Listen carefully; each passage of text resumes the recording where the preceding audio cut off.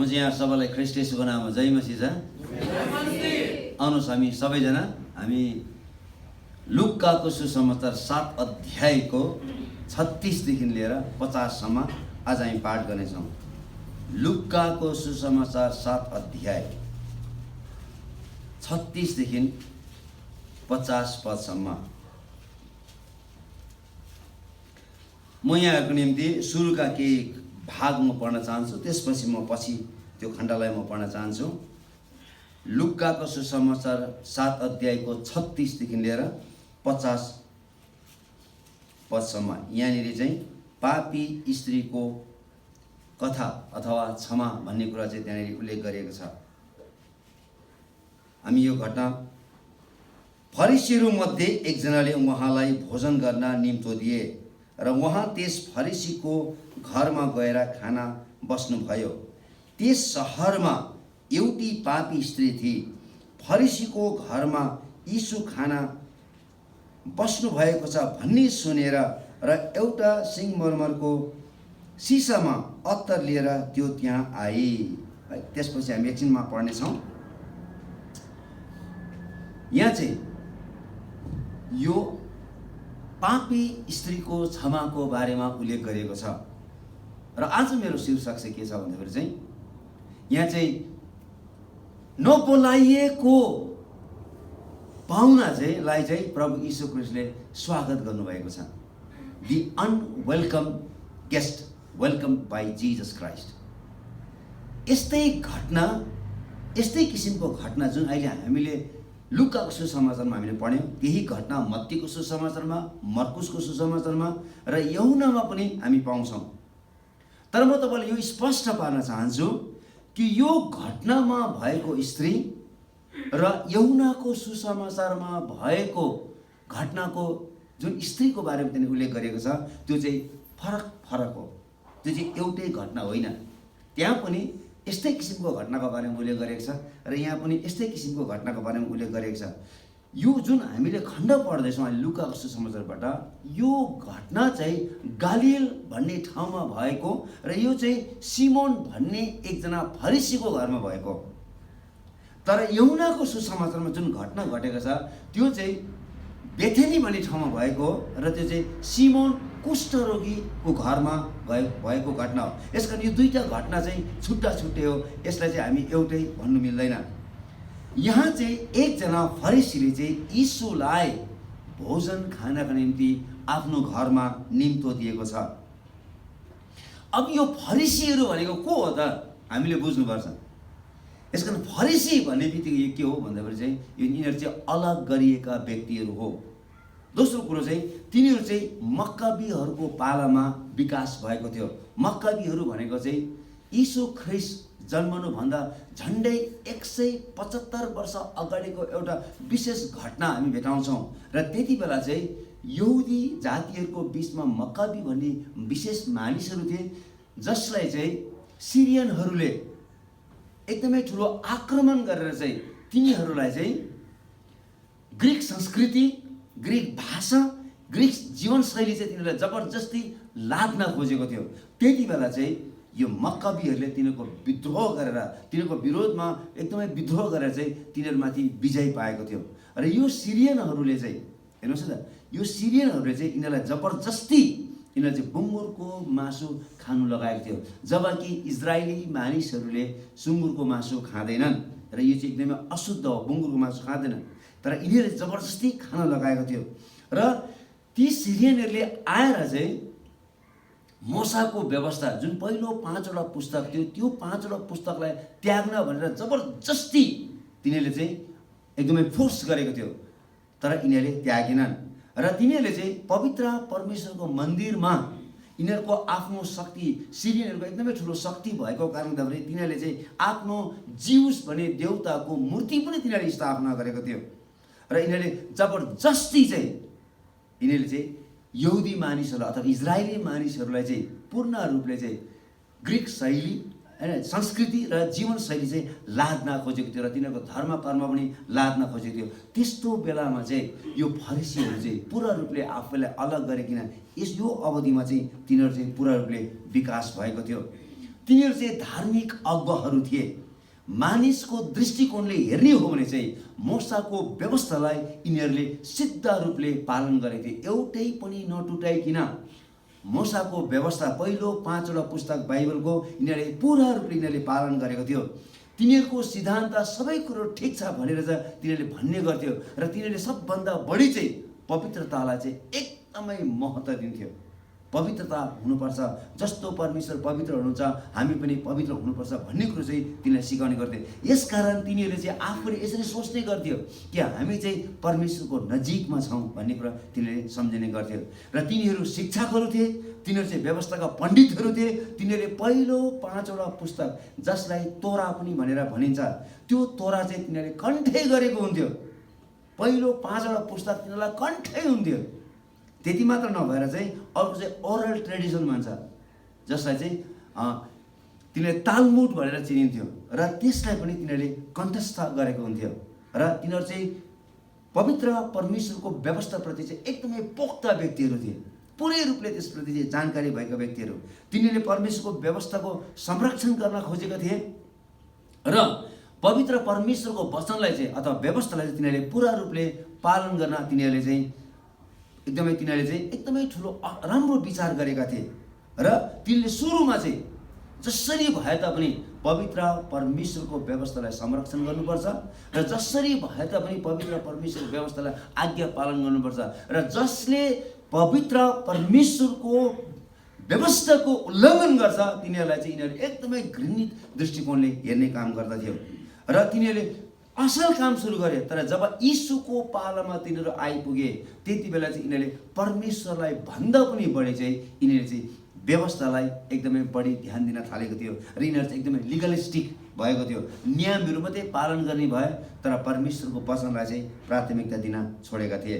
तिनीहरू चाहिँ फरिसीहरू हो र यिनीहरू चाहिँ पापी मानिसहरूसँग चाहिँ यिनीहरू चाहिँ हुलमिल हुँदैन थियो। हेर्नुहोस् त, पापी मानिस, यिनीहरू बाहेक अरू सबै मानिसहरू चाहिँ यिनीहरू पापी थिए। यिनीहरूले चाहिँ फरिसीहरूले चाहिँ अरू सबै मानिसहरूलाई पापी देख्थ्यो।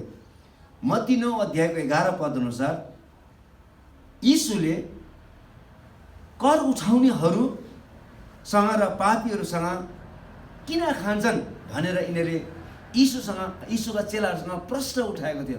किनभने कर उठाउनेहरूसँग र पापी मानिसहरूसँग चाहिँ यिनीहरूले कुनै पनि सम्बन्ध राख्दैन थियो। किनभने यिनीहरूले आफूले के सोच्ने गर्थ्यो भन्दाखेरि चाहिँ हामी चाहिँ एकदम धर्मी छौँ, हामी चाहिँ पवित्र छौँ, हामी चाहिँ परमेश्वरको नजिकमा छौँ भनेर यिनीहरूले सोच्ने गर्थ्यो।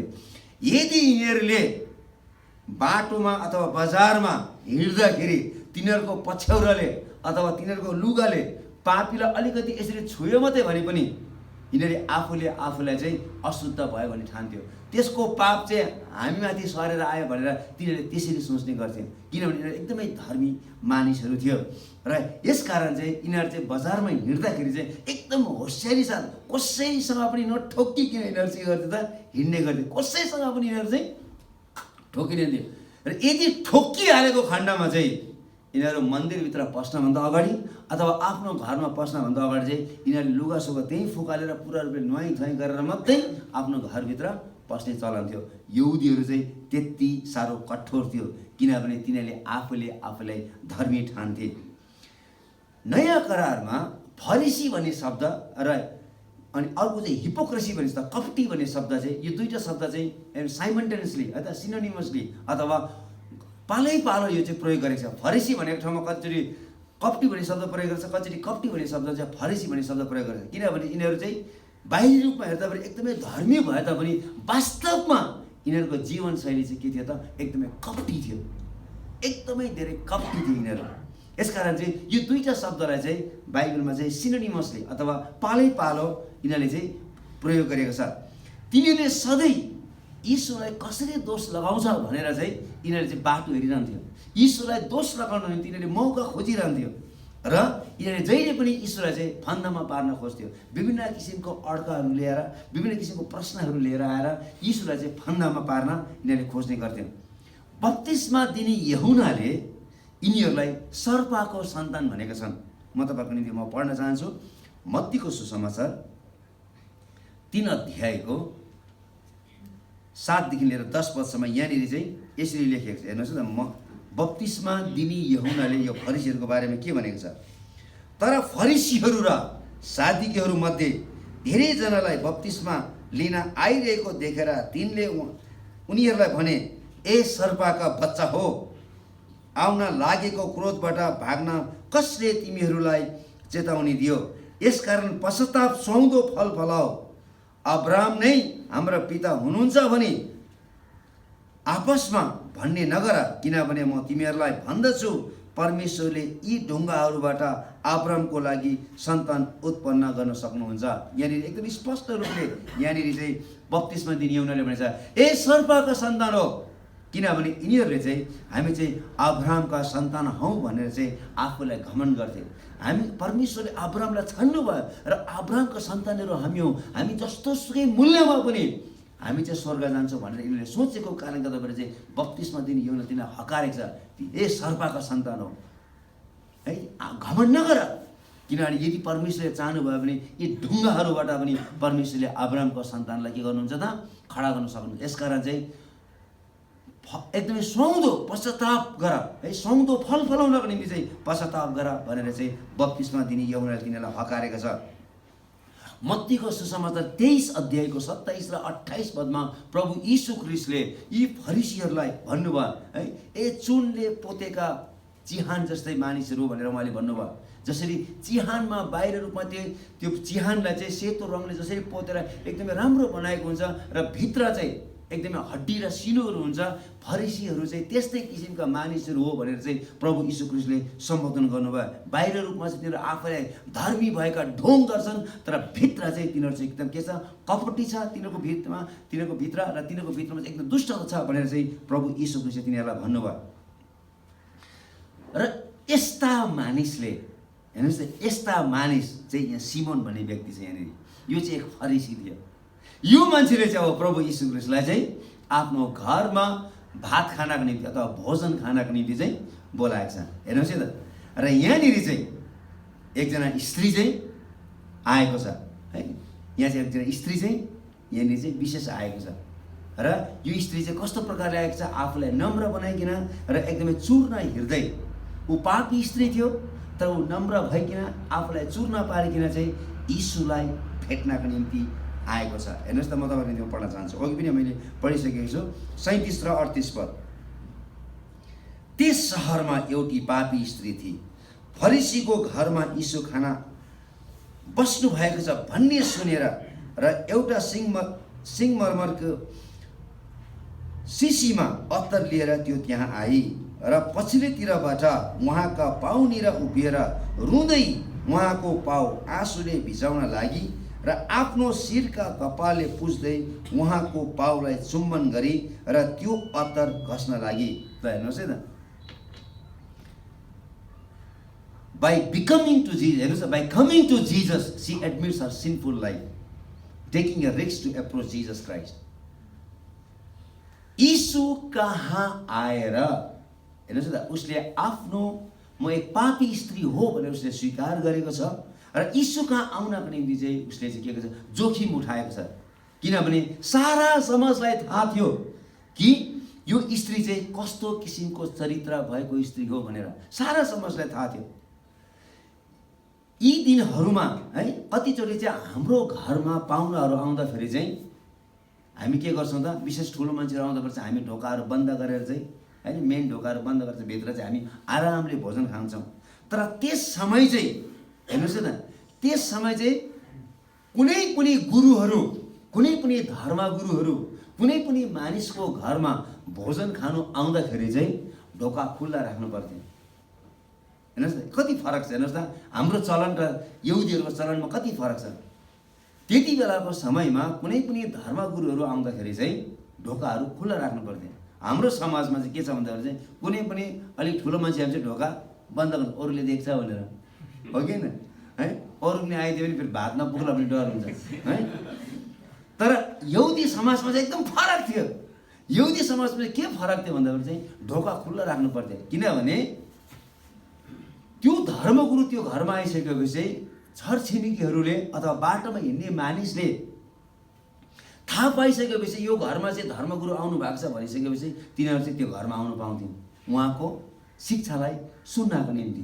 त्यही भएर चाहिँ यो स्त्री चाहिँ है अघि हामीले पढ्यौँ, यीशु ख्रिस्ट सिमोन फरिसीको घरमा आउनु भएको छ भन्ने कुरो सुनेर चाहिँ तिनी त्यहाँ आएको छ। हेर्नुहोस् है त, यीशु त्यहाँ आएको छ भन्ने कुराहरू। र त्यही भएर चाहिँ त्यो स्त्री चाहिँ सिमोनको घरमा पस्न पाएको छ। पक्कै पनि तिनले ठुलो साहस गरिन् होला है त्यो घरमा आउनको निम्ति, किनभने ऊ चाहिँ पापी स्त्री हो र पापीलाई चाहिँ फरिसीहरूको घरमा त पस्नु नै दिँदैन थियो।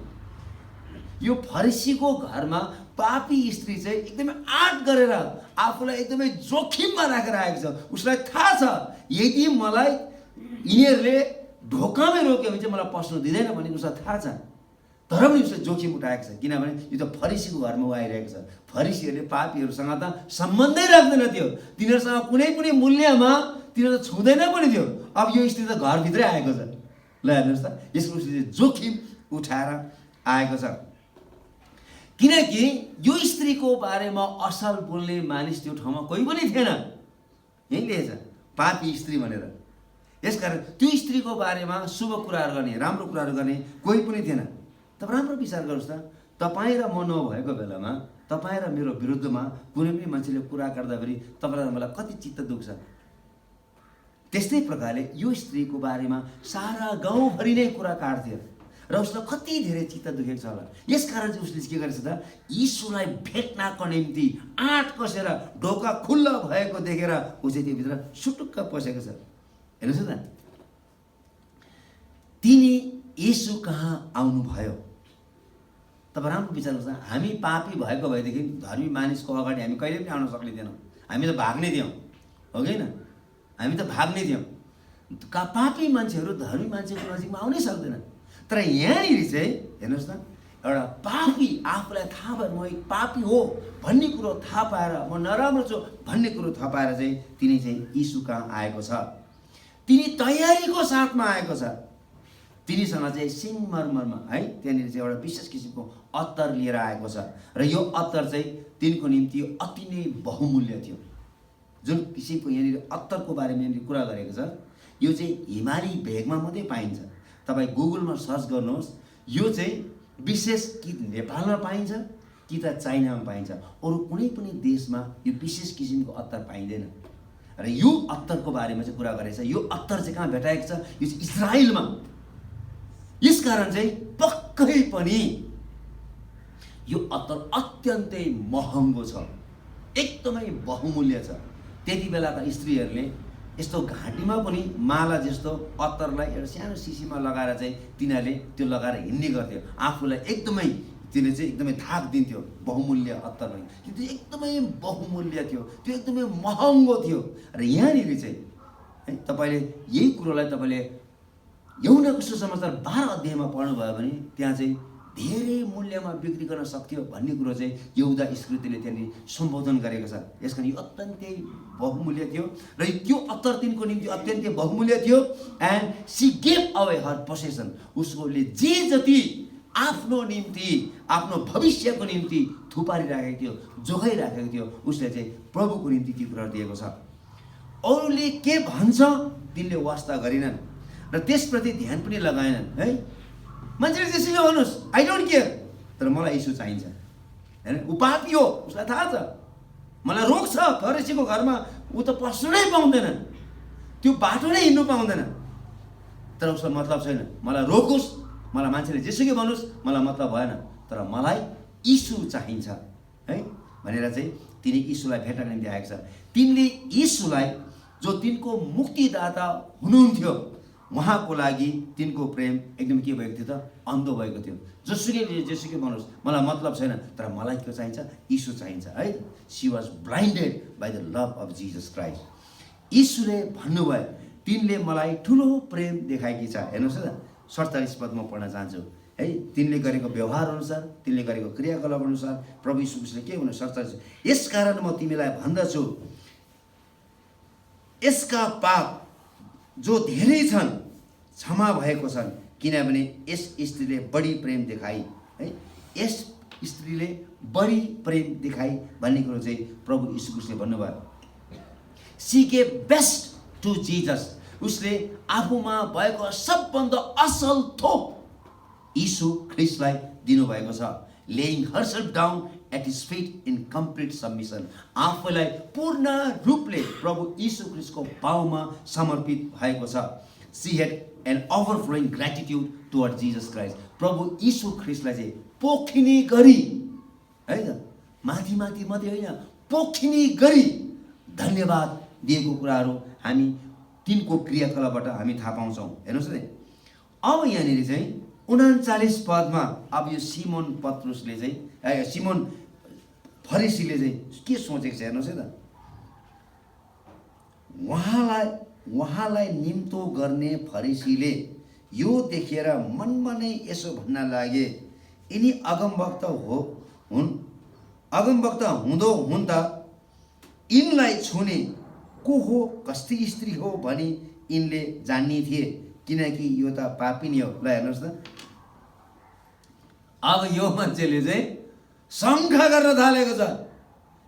अरे यो मान्छे त अगमवक्ता भन्छ, तर जुन स्त्रीले त्यो अगमवक्तालाई छोइरहेको छ यो कस्तो किसिमको स्त्री हो भनेर त उहाँले त थाहा पाउनु पर्ने छ।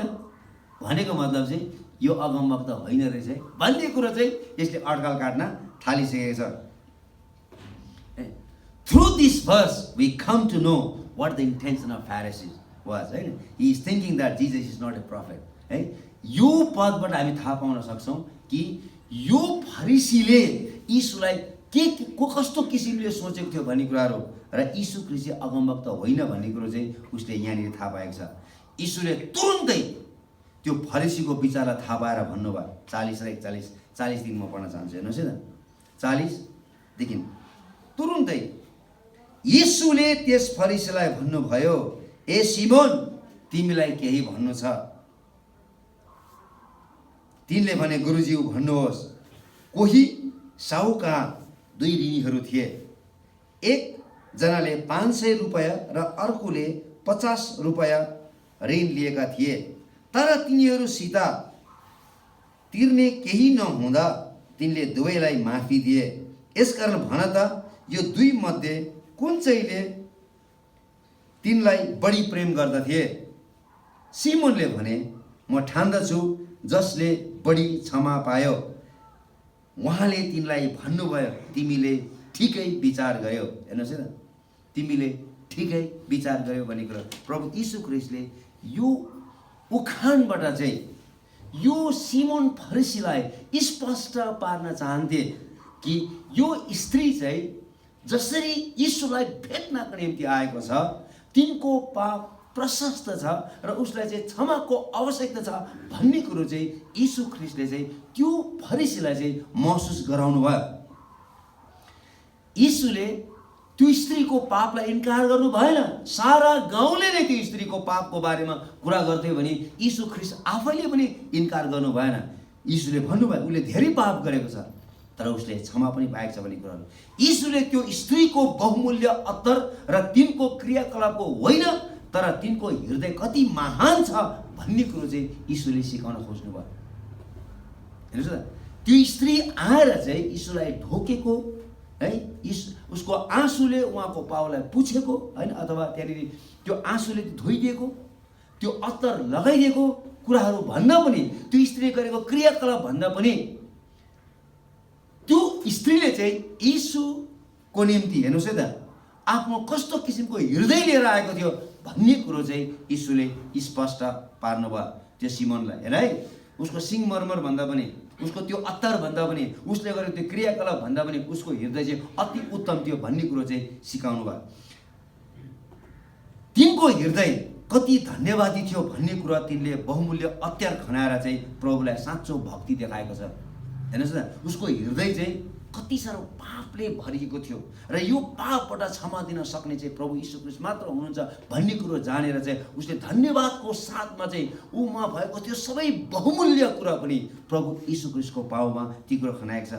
यसले यही जनाउँछ कि बाहिरी कामले मानिसको उद्धार हुन सक्दैन है, तर हृदयबाट चाहिँ विश्वास गर्नुपर्छ भन्ने कुराहरू।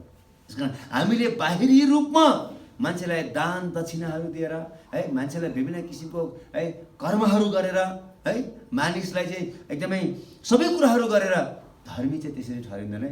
धर्मी चाहिँ कसरी ठहरिन्छ भन्दाखेरि हृदयबाट ठहरिन्छ।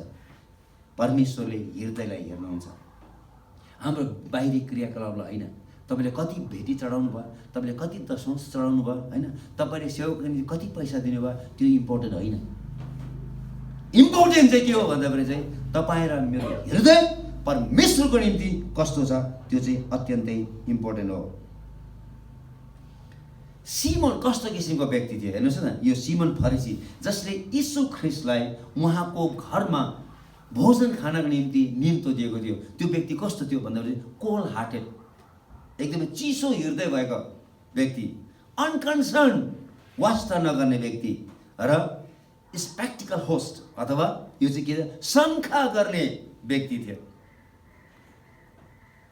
उसले जुन किसिमको आदर दिनुपर्ने थियो, उसले जुन किसिमको एउटा पाहुनालाई सत्कार गर्नुपर्ने थियो, त्यो सत्कार चाहिँ उसले गर्न सकेको छैन। हेर्नुहोस् है त, म तपाईँको निम्ति पढाइदिन चाहन्छु 44 देखि लिएर 46 पदसम्म। यो चाहिँ हरेक यहुदी घरानामा है, घरमा चाहिँ कुनै पनि पाहुना आउँदाखेरि चाहिँ यो किसिमको सत्कार गर्नुपर्थ्यो है त। यो सत्कार चाहिँ कसले गरेको छैन त? सिमोनले प्रभु यीशु ख्रिस्टलाई गरेको छैन। 44 पद। अनि त्यस स्त्रीतिर फर्केर उहाँले सिमोनलाई भन्नुभयो, त्यस स्त्रीलाई देख्छौ, म तिम्रो घरभित्र आएँ, तर तिमीले मलाई पाउ धुने पानी दिएनौ, तर त्यसले मेरो पाउ आँसुले भिजाई र आफ्नो केसले पुछी।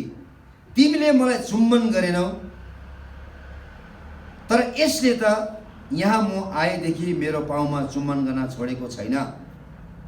तिमीले मेरो शिरमा तेल घसिदिएनौ, तर यसले त मेरो खुट्टामा अत्तर घसेकी छे। यो तीनटा कुरो चाहिँ अत्यन्तै महत्त्वपूर्ण हो। यहुदी परम्परा अनुसार कुनै पनि मानिस घरमा आउँदाखेरि चाहिँ त्यो मानिसलाई चाहिँ यस्तो कुममा छुएर चाहिँ यसरी छुएर चाहिँ अङ्गालो मारेर चाहिँ दुईटै गालामा चाहिँ के गर्नुपर्थ्यो त? चुम्बन खानुपर्थ्यो। विशेष जब घरमा धर्मगुरुहरू आउँदाखेरि, अगमवक्तहरू आउँदाखेरि चाहिँ त्यो चाहिँ कुनै पनि मूल्यमा गर्नु नै पर्थ्यो। जोसुकै त्यहाँ चाहिँ विशेष है यो काम चाहिँ चुक्नु हुँदैन थियो। तर यहाँनिर चाहिँ त्यो काम सिमोनले यीशु ख्रिस्टलाई गरेको छैन। निम्तो मात्रै दिएको छ खाना खानको निम्ति, तर यीशुलाई त्यो काम चाहिँ गरेको छैन। यसकारण यीशुले भन्नुभयो, हेर है, तिमीले त्यो काम गरेको छैनौ, तिमीले चुम्बन गरेको छैनौ, तर यो स्त्रीले त म आएकोदेखि लिएर चाहिँ मेरो खुट्टामा चुम्बन गरेकै छ भन्ने कुरा चाहिँ यीशुले भन्नुभयो। शान्तिको चुम्बन है, त्यति बेला चाहिँ एउटा शान्तिको चुम्बन भनेर चाहिँ के गर्थ्यो? घरको मानिसले पाहुनालाई चाहिँ के गर्थ्यो त? त्यसरी चाहिँ चुम्बन गर्ने एउटा चलन थियो। त्यति बेला सडकहरू चाहिँ एकदमै धुलो भएको कारणले अहिलेको जस्तो हाम्रो चाहिँ यो के अरे अलकत्र लगाएको सडकहरू हुँदैन थियो। त्यति बेला एकदमै धुलो हुन्थ्यो।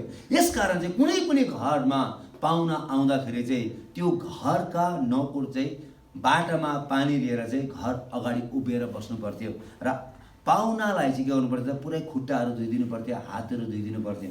यदि नोकर नभएको खण्डमा चाहिँ पाहुनालाई चाहिँ आफैले नै खुट्टा धुने चलन थियो। तर यहाँनिर प्रभु यीशु ख्रिस्टले भन्नुभयो, म यहाँ आएकोदेखि तिमीले मलाई के गरेनौ त? पाउ धुनको निम्ति चाहिँ तिमीले मलाई पानी दिनौ। तर यो स्त्रीले चाहिँ के गरेछ त है? उसले चाहिँ त्यो बहुमूल्य अत्तरले अथवा त्यो उसको आँसुले चाहिँ मेरो खुट्टा धोइदिएको छ भनेर चाहिँ प्रभु यीशु ख्रिस्टले भन्नुभयो। तेस्रो कुरो, जब पाहुनाले हात खुट्टा धोइसकेपछि चुम्बन गरिसकेपछि भित्र आउँथ्यो, त्यति बेला चाहिँ पाहुनालाई चाहिँ भद्राक्षको तेल चाहिँ हातमा लगाइदिन्थ्यो अथवा टाउकोमा खन्याउने चलन थियो। विशेष हातमा र टाउकोमा हालेको छ। त्यसले चाहिँ के गर्थ्यो भने एउटा एटमोस्फियर, एउटा विशेष किसिमको वातावरणलाई चाहिँ सृजना गर्थ्यो।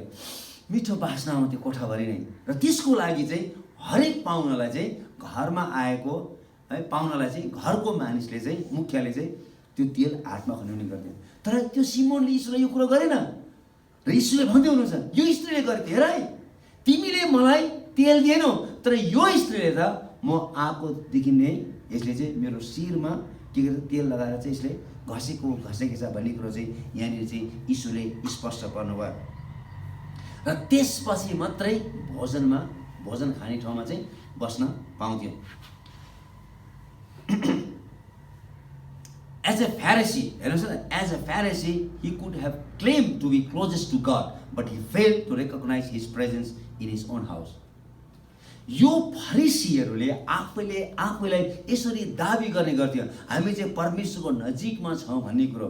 तर जब परमेश्वर आफैले त्यो मानिसको घरमा आउनुभयो, यो मानिसले चिन्न सकेन, किनभने यिनीहरू बाहिरी रूपमा मात्र यिनीहरू के थियो त, धर्मी थियो, तर भित्री हृदयमा चाहिँ यिनीहरू के थियो त, ढोङ गर्ने किसिमका मानिसहरू थिए। जसरी फरिसी आफैलाई परमेश्वरको नजिक भएको दाबी गर्थे, तर तिनले परमेश्वर स्वयं तिनको घरमा आउनु भए तापनि तिनले चिनेनन्। प्रभुले गर्नु भएको सेवाकाई र उहाँको जीवनलाई धेरैले देखेका थिए, र यो फरिसी सिमोनले पनि देखेका थिए, तर उहाँ को हुनुहुन्छ भन्ने कुरो चाहिँ उसले चिन्न सकेको थिएन, किनभने यिनीहरू चाहिँ लिगलिस्टिक, नियम र कानुन मात्रै पालन गर्ने व्यक्तिहरू थिए है। यिनीहरू बेसी नियम लादेको थियो, बेसी नियम, यो गर्नुहुन्छ, यो गर्नु हुँदैन, यो गर्नुहुन्छ, यो गर्नु हुँदैन, यो गर्नुहुन्छ, यो गर्नु हुँदैन भन्ने कुरा। अनुग्रहलाई परमेश्वरले यसरी पनि काम गर्नुहुन्छ भन्ने कुरो चाहिँ यिनीहरूले बुझेको थिएन। यो मानिसले यीशुलाई घरमा निम्ताउनुको कारण उहाँको बारेमा अझै धेरै बुझ्न चाहन्थ्यो, तर त्यो मानिस कहिले पनि परिवर्तन भएन।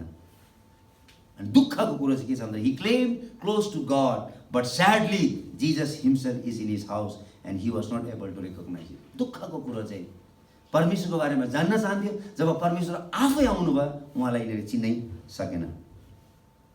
यसकारण यो सिमोन फरिसीको मूल्याङ्कन अनुसार चाहिँ, यो सिमोन फरिसीको मूल्याङ्कन अनुसार चाहिँ जुन कुरो हामीले 39 पदमा पढ्यौँ, उसको घरमा आएको स्त्री चाहिँ ऊ भन्दा पनि ऊ चाहिँ धर्मी र त्यो स्त्री चाहिँ एकदमै पापी हो भनेर चाहिँ उसले त्यसरी मूल्याङ्कन गरेको थियो। हेर्नुहोस् है त, Simon in his own evaluation that of himself as a better person than the women. हेर्नुहोस् है त, यसकारण चाहिँ त्यो स्त्री भन्दा चाहिँ आफूलाई उसले धेरै धर्मी ठानेको थियो, तर तिनले यो कुरो विचार गरेनन् कि यीशु चाहिँ पापीको घरमा पापी मानिससँग भोजन गर्न निम्ति आउनु भएको छ भन्ने कुराहरू। यीशु ख्रीष्टले चाहिँ कोसँग भोजन गर्न निम्ति आउनु भएको छ भन्ने कुरो चाहिँ त्यो सिमोनले बुझेन। म एक पापी हुँ र म पापीसँग चाहिँ भोजन गर्न आउनु भएको छ भन्ने कुरो चाहिँ त्यो सिमोनले चाहिँ बुझ्न सकेन। यो कुरा हेर्नुहोस् है, he did not notice that he came to sinful man's house to have dinner with a sinful man. लुका 18 अध्यायको 9 पद मदेखि म तपाईँलाई पढ्न चाहन्छु। बडो राम्रो कुरा चाहिँ यहाँनिर फरिसीहरूले चाहिँ यिनीहरूले कसरी हेर्ने गर्थे। हेर्नुहोस् है त, फरिसीहरूले अरूहरूलाई कसरी हेर्ने गर्थ्यो र उनीहरूको आफ्नो धार्मिकतामा तिनीहरूप्रति कति ठुलो घमण्ड थियो। आफैमाथि भरोसा राख्नेहरू, हेर्नुहोस् त, फरिसीहरू चाहिँ आफैमाथि भरोसा राख्थे, म धर्मी छु भन्ने कुराहरू, र आफैलाई धर्मी ठानी अरूहरूलाई तुच्छ ठान्नेहरू कसैलाई उहाँले यो दृष्टान्त सुनाउनु भयो। हेर्नुहोस् त, फरिसीहरूले चाहिँ आफैलाई के गर्थ्यो त, धर्मी ठान्थ्यो र त्यसप्रति उनीहरू एकदमै निश्चित थियो, कन्फिडेन्ट थियो, र अरूलाई चाहिँ तिनीहरूले के गर्थ्यो, तुच्छ ठान्थ्यो। र तिनीहरूको अगाडि एउटा उहाँले है फरिसीहरू कस्तो थियो भन्ने कुरा उहाँले एउटा उखान भन्नुभयो। दुईजना मानिसहरू प्रार्थना गर्न मन्दिरमा गए, एकजना फरिसी र अर्को चाहिँ कर उठाउने। फरिसीले उभिएर मनमा नै यसरी प्रार्थना गरे। हेर्नुहोस् त, फरिसीले कसरी प्रार्थना गर्छ है, हे परमेश्वर, म तपाईँलाई धन्यवाद दिन्छु, म अरू मानिसहरू जस्तो है धुतुवा है, म अरू मानिसहरू जस्तो धुतुवा, म अन्यायी र म व्यभिचारी अथवा यही कर उठाउनेवाला जस्तो पनि छैन। दुईजना मानिसहरू आएको थिए, एउटा फरिसी र एउटा चाहिँ कर उठाउनु, एउटा पापी मान्छे आएको थियो, र उसले माथि हेरेर भनेर धाकसँग भनेछ, धन्यवाद छ प्रभु, धन्यवाद छ, म धुतुवा जस्तो छैन, म अन्यायी छैन, म व्यभिचारी होइन, र म यो पापी मान्छे जस्तो पनि होइन भनेर चाहिँ माथि हेरेर धाक लगाएर प्रार्थना गरिएको छ।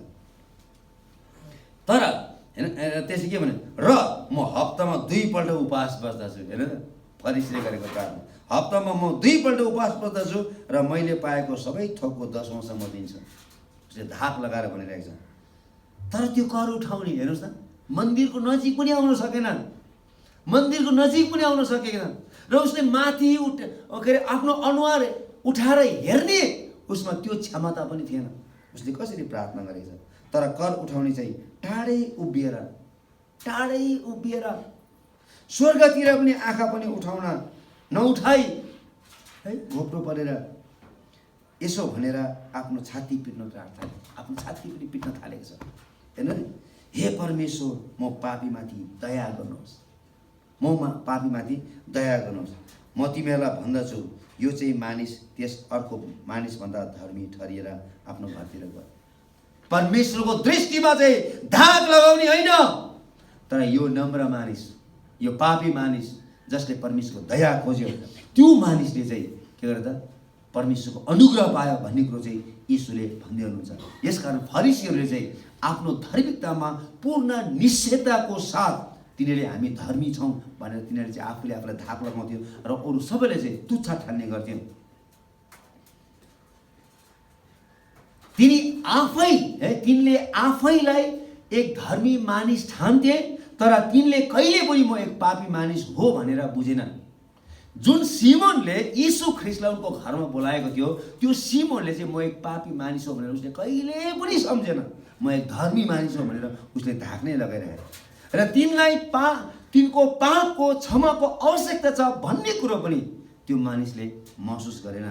He was self righteous, not realizing how sinful he himself was and need of forgiveness. उसले कहिले पनि यो कुराहरू बुझेन। यसकारण हामीले कति पाप गर्यौं त्यो ठुलो कुरो होइन, तर हामी कति ठुलो पापी हौं भन्ने कुरो चाहिँ हामीलाई बुझ्नु आवश्यक छ।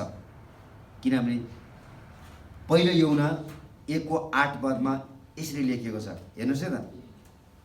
पहिलो यूहन्ना 1:8 यसरी लेखेको छ, यदि हामीमा पाप छैन भने हामी भन्छौं भने त हामीले आफैलाई धोका दिन्छौं र हामीमा सत्य हुँदैन। यसकारण यो कुरा एकदम स्पष्ट लेखेको छ। यसो हामीले कति पाप गर्यौं त्यो इम्पोर्टेन्ट होइन, तर म कतिको ठुलो पापी छु त्यो चाहिँ इम्पोर्टेन्ट हो। त्यो चाहिँ बुझ्नु अत्यन्तै आवश्यकता छ। यसकारण यदि हामीमा पाप छैन भन्छ भनेदेखि चाहिँ के गर्छौं त भन्दाखेरि चाहिँ हामीले आफूलाई धोका दिन्छौं। तर त्यही 9 पदमा के लेखेको छ हेर्नुस् है, 9 पदमा यसरी लेखेको छ, पहिलो यूहन्ना 1:9 यसरी लेखेको छ, यदि हामीले आफ्ना पापहरू स्वीकार गर्यौं भने उहाँले हाम्रा पापहरू क्षमा गर्नुहुन्छ र सबै अधर्मबाट हामीलाई शुद्ध पार्नुहुन्छ, किनकि उहाँ विश्वासयोग्य र धर्मी हुनुहुन्छ। यदि हामीले हाम्रो सम्पूर्ण पापहरू र अधर्महरू प्रभु यीशु ख्रीष्टको अगाडि हामीले स्वीकार गर्यौं भने, जसरी यो स्त्रीले स्वीकार गरेको थियो म पापी छु, म अधर्मी छु भन्ने कुराहरू प्रभुले उसलाई क्षमा गर्नुभएको छ। उहाँले हामी हरेकलाई क्षमा गर्नुहुन्छ। तर त्यो सिमोनले चाहिँ के गरेन त, उसले क्षमा मागेन, उसले आफूलाई धर्मी नै हो भन्ने उसले ठाने। यसकारण जति परमेश्वरको नजिकमा जान्छौं, उहाँ ज्योति हुनुभएको कारणले उहाँको ज्योतिले चाहिँ हामी कस्ता किसिमका मानिस हौं भन्ने कुरो चाहिँ त्यो ज्योतिले स्पष्ट पार्दछ। More we go close to God, more we understand who we are. जति धेरै हामी परमेश्वरको नजिकमा जान्छौं त्यति चाहिँ हामी को हौं भन्ने कुरा हामी बुझ्न सक्छौं। अब यो कथाबाट हामी के कुरा बुझ्न सक्छौं? हामी यो कथाबाट 5वटा महत्त्वपूर्ण कुराहरू हामीले बुझ्नुपर्ने हुन्छ। हेर्नुस् है त, 5 principles from this passage to ponder this morning. पहिलो कुरो के हो भन्दाखेरि चाहिँ हामीले let your understanding of God transform you and not just inform you. यो कुरो बुझ्नु पर्यो है त। हामीले परमेश्वरको बारेमा जान्ने र बुझ्ने मात्र होइन, तर परिवर्तन हुनु पनि आवश्यकता छ है। बाइबल पढ्नु राम्रो कुरा हो र बाइबलको प्राप्त गर्नु राम्रो कुरा हो। यस्तो वादमा यस्तो लेखेको छ, यस्तो अध्यायमा यस्तो लेखेको छ, पढेर मात्रै के गर्नु है, कण्ठ गरेर मात्रै के गर्नु? यदि लागू गर्दैन भनेदेखि दुष्ट शैतानलाई पनि बाइबल कण्ठै थाहा छ, त्यसलाई पनि कण्ठै थाहा छ।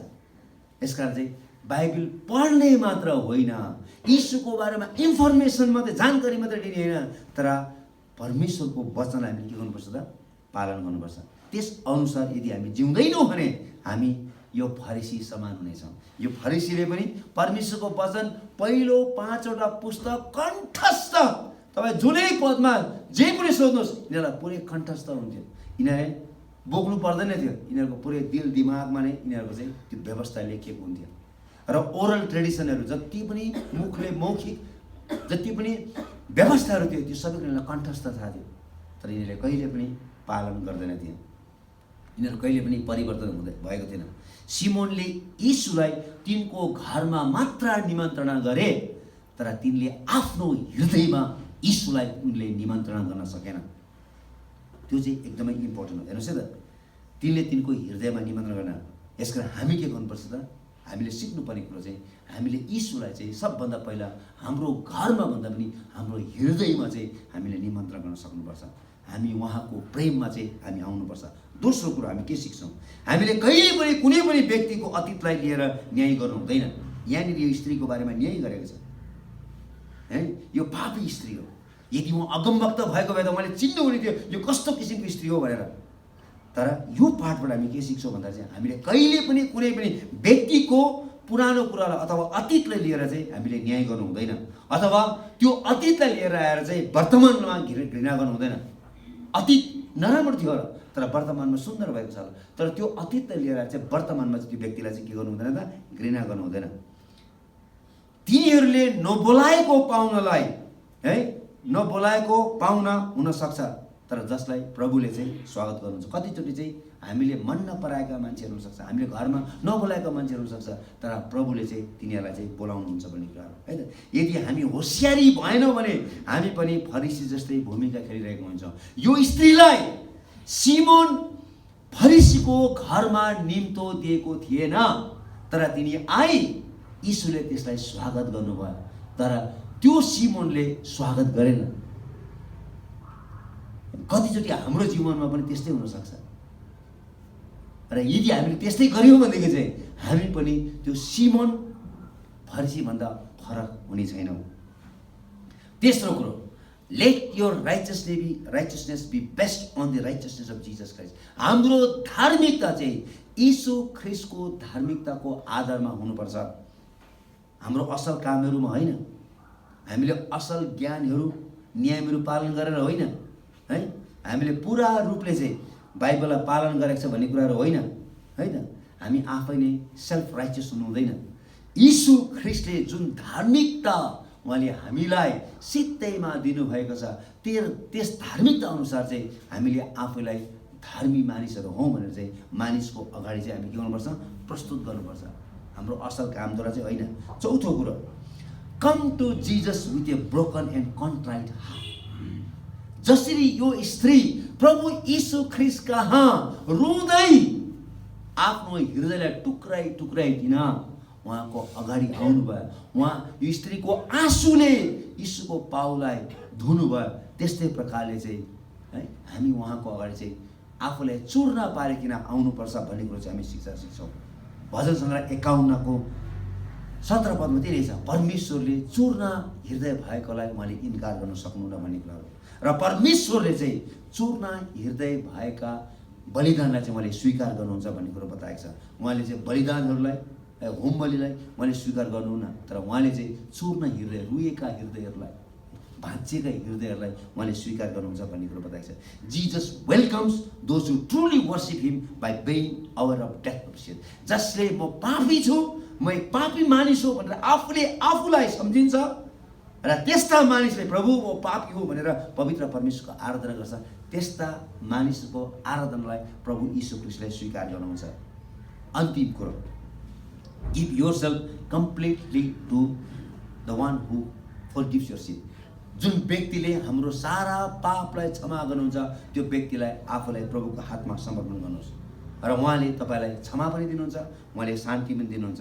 यहाँनिर प्रभु यीशु ख्रिस्टले अघि हामी लुकाको सुसमाचार पढेको कुरा के यही त्यही भन्नुभयो, उहाँले 48 पदमा पढ्न चाहन्छु, हेर्नुहोस् है त।